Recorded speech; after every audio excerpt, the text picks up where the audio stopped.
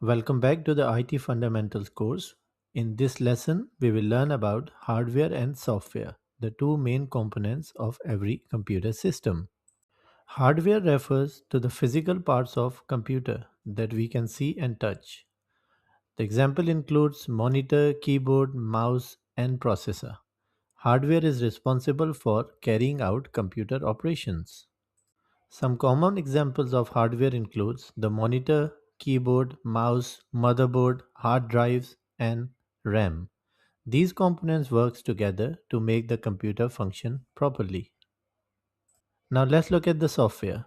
A software is a collection of programs and instructions that tell the hardware what to do. Unlike hardware, software cannot be touched because it exists in digital form.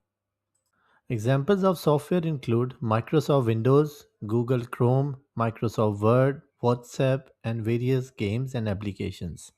These programs allow users to perform different tasks on a computer.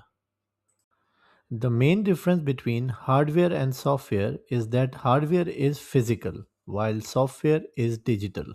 Hardware performs the work and software provides instructions. How do they work together? It's very simple to understand that hardware and software depends on each other. They both are essential for any computer system. Hardware cannot work without software and softwares cannot run without hardware.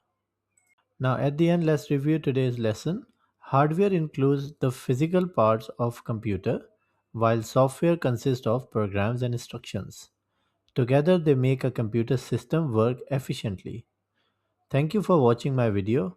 I'll see you in the next lesson where we will learn about CPU, the brain of the computer.